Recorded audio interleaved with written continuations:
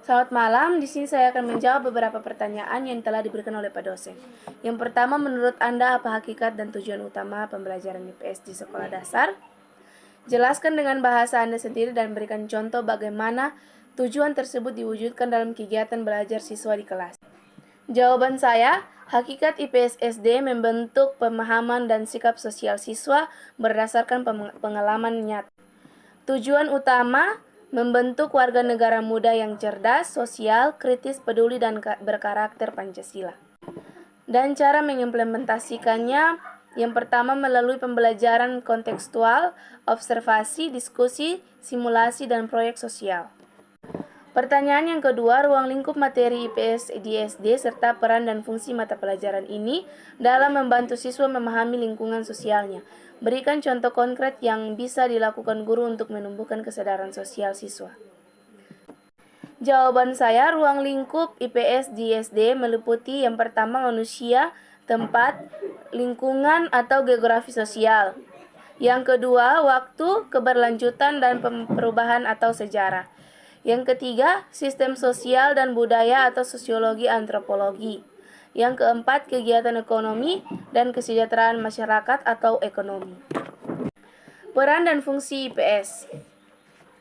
Yang pertama, membantu siswa memahami hubungan antara manusia dan lingkungannya, menumbuhkan kesadaran diri, menumbuhkan empati, serta rasa tanggung jawab sebagai anggota masyarakat. Contoh konkret, guru mengadakan proyek atau peta sosial di sekitar sekolah, di mana siswa melakukan observasi lingkungan sekitar atau pedagang, petani, petugas kebersihan.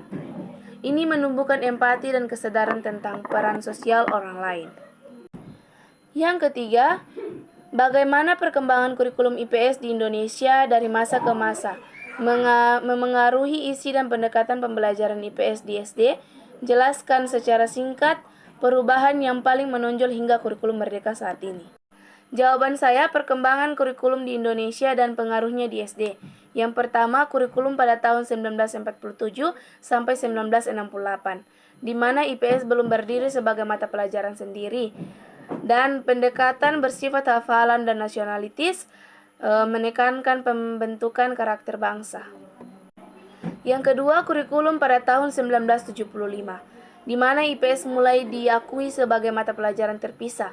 Materinya hasil integrasi geografi, sejarah, ekonomi, dan juga sosiologi sederhana.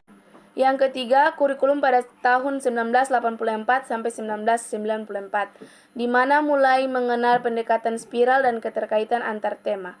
Siswa dikenalkan konsep di mana manusia dan lingkungan secara bertahap dari diri sendiri ke keluarga ke masyarakat luas, dan upaya agar pembelajaran lebih kontekstual tapi masih dominan ke ceramah.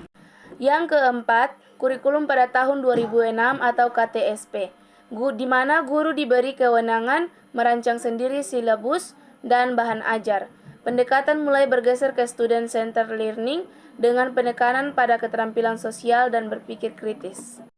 Yang kelima, kurikulum pada 2013 atau K13, di mana IPS menjadi bagian dari tematik terpadu di SD, dan penekanan pada kompetensi sikap, pengetahuan, keterampilan, penemuan atau discovery learning, dan proyek. Yang keenam, kurikulum merdeka pada tahun 2022 sampai sekarang, di mana pendekatan lebih fleksibel ke kontekstual. IPS SD tetap tematik tapi menekankan profil pelajar Pancasila atau gotong royong, kritis, kreatif, empati sosial. Guru bebas menyesuaikan konteks lokal dan minat siswa melalui proyek sosial dan eksplorasi lingkungan. Perubahan yang paling menonjol, yang pertama, hafalan dan berpusat pada guru atau teacher center, menjadi pembelajaran aktif, kontekstual, dan berpusat pada siswa atau student center. Transfer pengetahuan ke pembentukan karakter sosial dan kesadaran masyarakat melalui kegiatan nyata. Kita masuk ke soal yang keempat, apa itu yang dimaksud dengan pendekatan tematik integratif dalam pembelajaran IPS di SD? Berikan satu contoh tema pembelajaran yang dapat mengintegrasi konsep geografi, sejarah, dan ekonomi secara sederhana namun bermakna bagi siswa.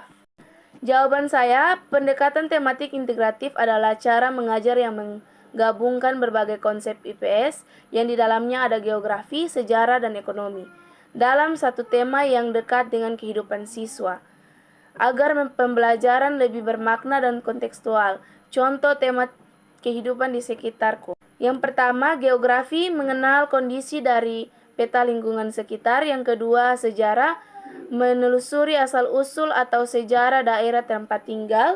Yang ketiga, ekonomi, mengenal pekerjaan masyarakat di sekitar. Apa yang Anda ketahui tentang teori Piaget, VYGOTYSKY, Brunner? Dan menurut Anda teori mana yang paling relevan diterapkan dalam pembelajaran di SD? Jelaskan alasan Anda dan berikan contoh aktivitas pembelajaran yang mencerminkan teori tersebut. Jawaban saya, yang pertama teori Piaget, anak membangun pengetahuannya sendiri melalui pengalaman. Yang kedua, teori VYGOTSKY, di mana belajar terjadi lewat interaksi sosial dan bantuan orang lain.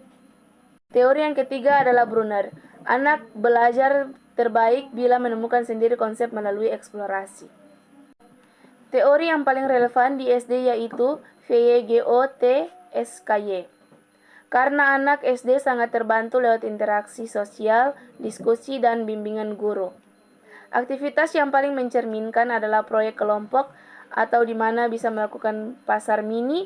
Siswa berperan sebagai penjual dan pembeli sambil dibimbing guru memahami konsep kegiatan ekonomi dan kerjasama sosial.